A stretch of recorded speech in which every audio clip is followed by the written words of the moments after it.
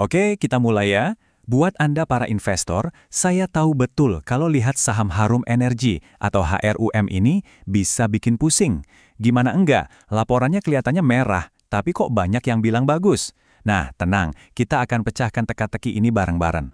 Nah, ini dia pertanyaan utamanya. Laba bersihnya anjlok sampai 42%. Angka yang nggak main-main.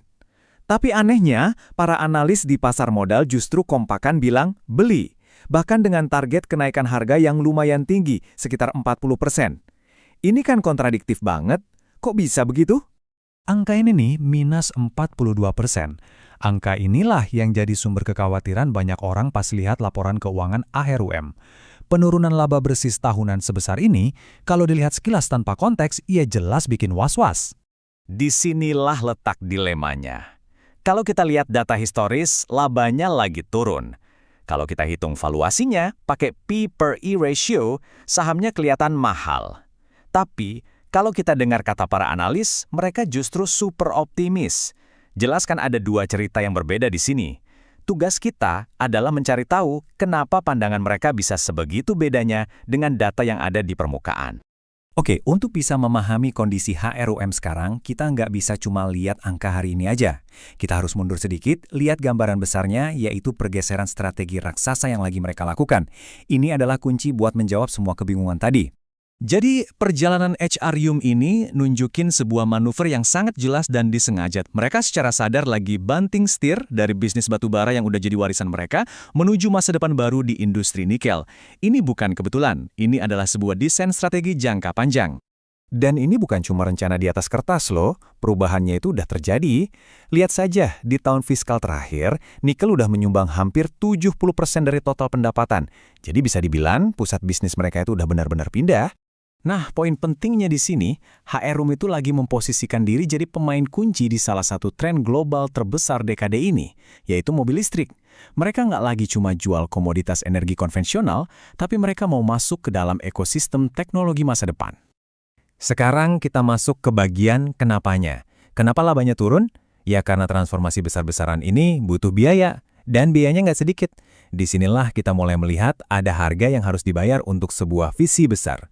Analogi ini pas banget buat gambarin situasinya. Bayangkan aja HRUM lagi menjalankan dua mesin sekaligus. Mesin lama, yaitu batubara, masih terus jalan.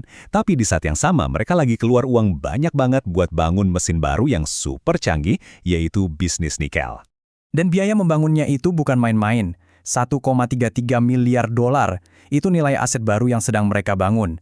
Sebagian besarnya adalah fasilitas pengolahan nikel canggih yang disebut HPAL. Ini adalah investasi skala raksasa untuk masa depan mereka. Terus uang untuk bangun aset sebesar itu datang dari mana?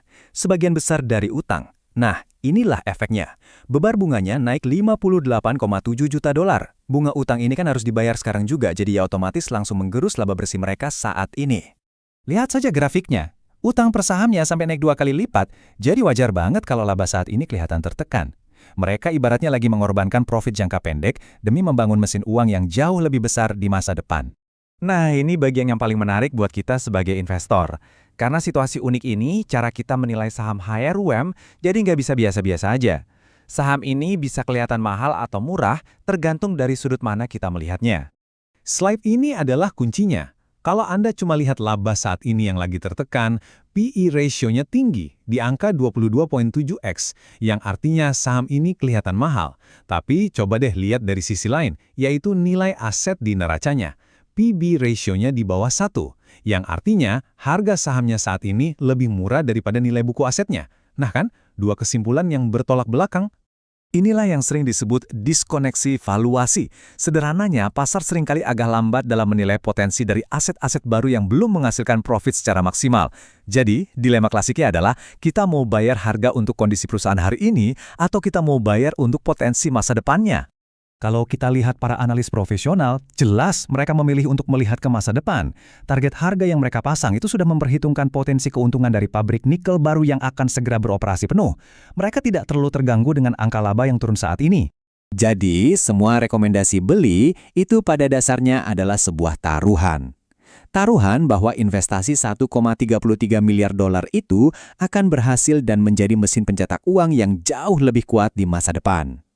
Ini adalah taruhan pada keberhasilan eksekusi dan operasional perusahaan. Oke, sekarang kita sudah punya semua kepingan puzzle-nya, mari kita rangkai semuanya menjadi sebuah tesis investasi yang jelas. Jadi, kalau kita investasi di HRUE hari ini, sebenarnya kita sedang berinvestasi pada apa? Kalau Anda optimis dengan HRUM, itu berarti Anda percaya pada 3 hal ini. Pertama, mereka menguasai rantai pasok dari hulu ke hilir. Kedua, ada peluang dari diskoneksi valuasi tadi, di mana harga sahamnya masih di bawah nilai aset. Dan ketiga, posisi mereka pas banget di tengah tren mobil listrik global. Jadi ini bukan lagi investasi di cerita batubara, tapi investasi di cerita masa depan. Pada akhirnya, semua keputusan ada di tangan Anda sebagai investor. Data sudah kita lihat bersama. Ada biaya jangka pendek yang harus dibayar untuk sebuah transformasi jangka panjang yang besar.